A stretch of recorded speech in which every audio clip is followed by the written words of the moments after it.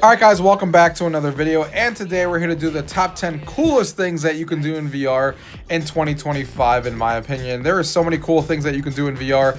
It's not just for games, it's not just for one specific use cases. There's so many different use cases now for VR, and there's more applications and more things coming out all the time that kind of change the use cases for people.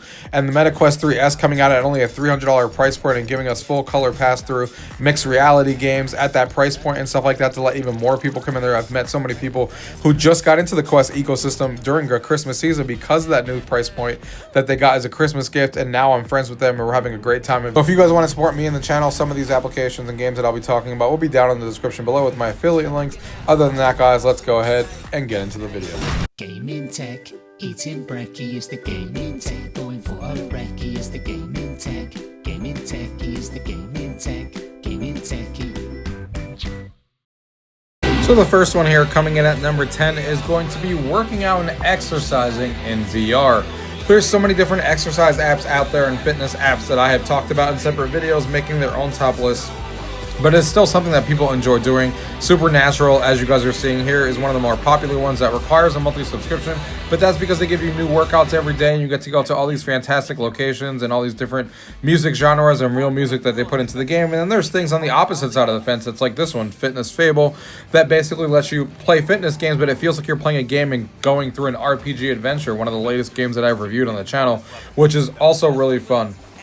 And it gives it a unique taste of playing a VR game. And then you have classics like Beat Saber, which we all know and love since the very beginning, where you're still working out, playing iconic music, and all the different mods that exist out there. And then classics like Fit XR, which improve over time and also have their own ideas of what they do in fitness and stuff like that, and all the different workouts that they have in there that they've added over time and the features they have in there as well. So if you're a fitness person, VR is awesome, and there's tons of things out there that you can do to keep yourself in shape. The next one here coming in at number 9 is going to be the fact that we can now play full-fledged games in VR. I remember when VR first came out in the first year, we were always like, there's no good games in VR. We only have like 1 hour experiences and stuff like that. Man, have times have changed. We got things like Batman now that are exclusives and big titles coming to VR that are full-fledged games that are not only full, but they're fantastic games. And then we have Metro Awakening, which was also a game that came out last year, which is super amazing and really good. Really brings you back the Metro feeling of playing those Metro games, the horror and the the suspense and stuff like that those games bring. It was a fantastic game that they brought into VR. And then we have the full-fledged game that came out in 2023 that was Asgard's Wrath 2, the sequel to the original one, that offers 60+ hours of gameplay, a full-on action RPG that you can lose yourself in VR. I could still play this and still find new things I discover all the time. I mean, there was so much in that game. It was insane, and it was included for free when people were buying the Quest back then, which is insane, just like Batman was. And then Assassin's Creed Nexus, another Assassin's Creed game that was put into VR that was super well done. It felt like an Assassin's Creed game. It was amazing. It's everything I kind of wanted in an Assassin's Creed game. And we keep getting fully fledged games all the time, like the new Alien game coming soon.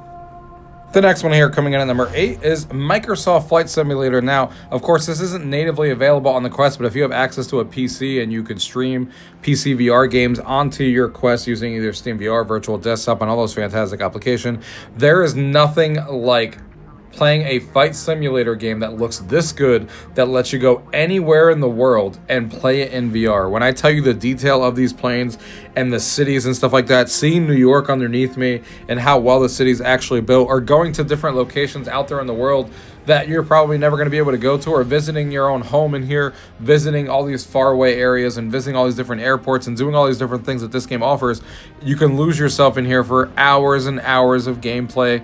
And it's amazing. The graphics are amazing in VR, and there's nothing like flying and using real flight controls and stuff like that. If you guys have controls that you use with your PC to play these flight games, it really elevates the experience even more while you're in VR.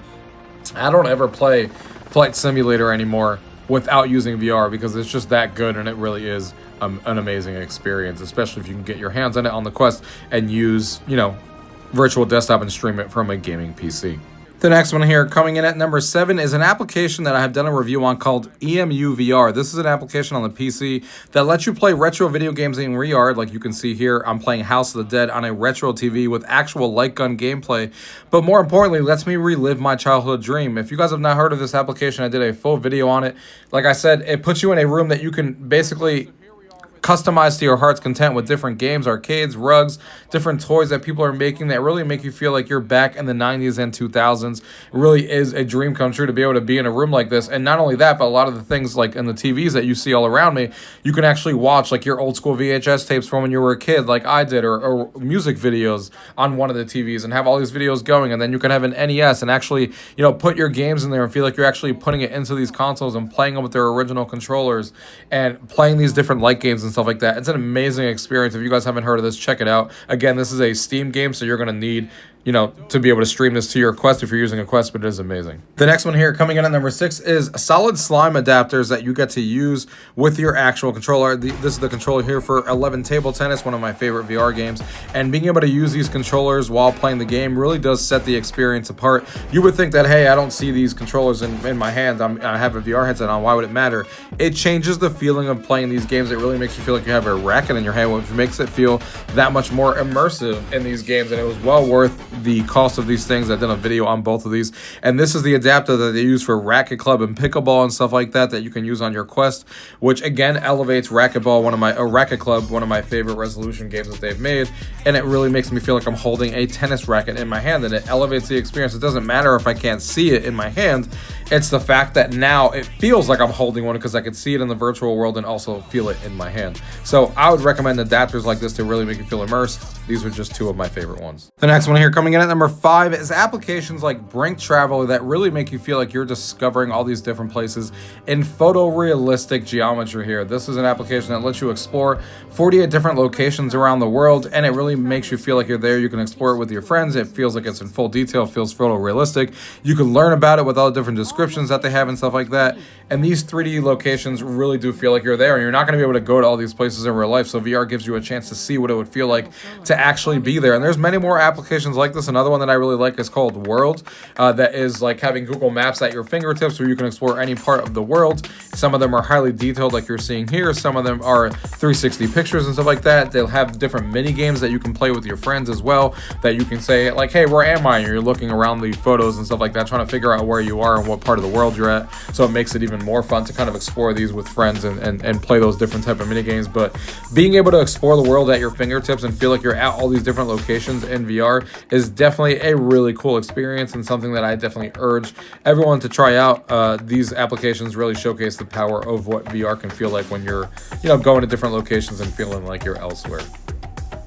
The next one here, coming in at number 4, is going to be the new B haptic suit that they just came out with, the tack suit, the tack sleeve and stuff like that, that really elevates any kind of shooting experience or even more genres of VR games out there. When you put this suit on and you power it on, you can feel every shot that you take, especially if you have the tack, the tack sleeves there on your arms as well, because that means every time you fire a gun in a game that supports this, and there's now over 200 games that are supported on the Quest and PC VR, it's an amazing experience because it feels like you're actually shooting the gun. And then when you get shot on your chest, it actually feels like you're getting shot on your chest in front of you. You can feel it coming from different directions. If you get shot in the back, you know someone's shooting you from behind, so you got that extra little advantage while playing multiplayer games because you know where the shot is coming from, and you can adjust the intensity and all that stuff while playing these games. And, it just adds that element of awesomeness. And even when you're playing more subtle things like, hey, my heartbeat is increased because I'm running out of health, and you can feel your heartbeat on your chest on your left-hand side kind of beating to it on the chest. Or playing music rhythm games that just kind of go and flow to the rhythm of the music while you're using a B haptic suit. I've done a few videos on this already, and more will be coming as I continue to play games that support the B haptic suit. But I'm having a blast with this new suit and new version that just came out a couple of months ago, and they definitely improved the other versions tenfold compared to where it was before, as far as the immersion and ease of use and all that stuff. So B haptics is an amazing experience that you can use in VR if you really want to take it to that next level. The next one here, coming in at number 3, is mixed reality in general. This is a big thing that came out with the Quest and the Quest 3S, and it really changed the game in my opinion. When this first got introduced, we were like, oh, these are just mini games that they're not really taking full advantage of. But now we have full-fledged games that are being created and for mixed reality, completely from the ground up. And you get to feel like, hey, these zombies are actually coming into my room, and I actually feel like this game is now taking over my environment. My windows now feel like they're boarded up. I have these 3D objects in front of me in mixed reality, and it's blending the real world with the physical world. or sorry, the physical world with the virtual world, and it's kind of insane, you know, playing these sports games and stuff that you actually feel like you have a golf course in front of you or a bowling alley, or feel like you actually have a hockey rink right there in your house that you're going back and forth around is really cool. And you don't have to worry about slamming into your wall when you're playing games like this, because obviously there's nothing to worry about, because you can see the real world and also see the VR world at the same time. And then the horror games really take an element of surprise. You know, things like Panic Room really make you feel like, you know, you never want to look at your room the same when you take the headset off, because you're playing a game that has spiders all over your room that you're trying to demolish, or different tropes from different movies and stuff. Then you take the headset off and now you don't look at your walls the same, because now you see those spiders that you were just killing in the VR game that you knew weren't on your wall, but they were when you were playing the game. And it really adds a element that is kind of, you know, insane. And then there's different applications that came out late last year that really do change what mixed reality is doing. Like Party Versus, a really cheap game, only $10. That is a Mario Party style mini game, but you can actually see the other person's room, which I thought was super cool when it came out. No other mixed reality game has done something like that, where you're playing with your friends and it feels like they're there with you, because you're seeing their rooms and, you know, you're using the rooms to their advantage to play these Mario Party top mini games. So really, really cool stuff coming from mixed reality. I can't wait to see what the future holds. The next one here, coming in at number 2, is Horizon Worlds, or anything that you think could replace it. In my opinion, Horizon's the one I'm having the most fun, but if you want to put Rec Room in here or VR Chat, those are all fine as well. But Horizon Worlds wins for me because you can do... I've met so many cool people in there. There's so many different games that you can play. It's gotten so much better than when it first came out. I've done a ton of videos on this and people are having a lot of fun. VR is all about social to me. This is how I can connect with friends that are not maybe in this state, or friends that are not here with me right now, meeting new people from all over the world, playing these different games and having all these different fun events that are going on all the time. The games have gotten a lot better. Some of them even feel like full-fledged quest games now that you're just playing in Horizon Worlds, which is a really different experience than where Horizon Worlds was in the beginning.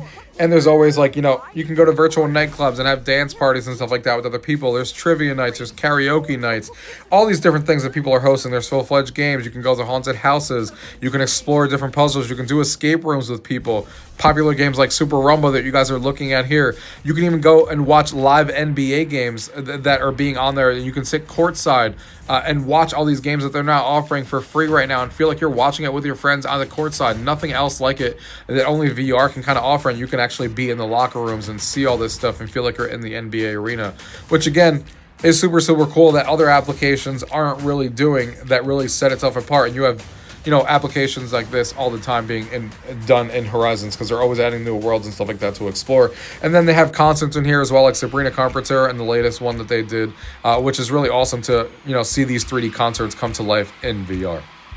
And the last one here, coming in at number 1, has got to be big screen. If I want to watch 3D movies and stuff like that in these cool environments, especially socially with other people, this is the application for you. Not only do they have fantastic 3D environments that they've been creating over the years, now they're doing user-created content as well, that people are creating their own environments. And you can be in things like gigantic theaters and stuff like that. You can be in drive-through movie theaters. You could be in apartments. You could be on top of a rooftop. All these different things, and they did a fantastic job creating all these different environments. And you can watch your own 3D movies that you either have stored on the Quest, or you can stream from different websites and stuff like that. They started doing cloud browsing support, so now you can, even if you don't have a PC next to you, you can do a cloud browser and still stream it to your friends and log into different websites like Plex and stuff to watch whatever content you have on there, which is obviously a super awesome experience. Nothing like watching a 3D movie in VR. Even if you didn't think 3D was good before, in VR it's a whole different game, and watching it with friends socially, you're having other people in the room talking to you, feeling like you're in a theater together, is only something that VR can provide. And it's still one of my favorite things, obviously, to do in VR. On this list, as you guys are seeing, I'm having a fantastic time. Alright guys, that's it for this video. I hope you guys enjoyed my top 10 favorite things that I can do in VR right now that you guys can enjoy. I can't wait to see what the future holds for VR. We have new use cases coming out all the time, and I can't wait to explore that with you guys on this channel. Make sure to subscribe, and if you guys want to support me in the channel, again, don't forget the links down to some of this stuff will be down below. And thank you guys for watching. Till next time.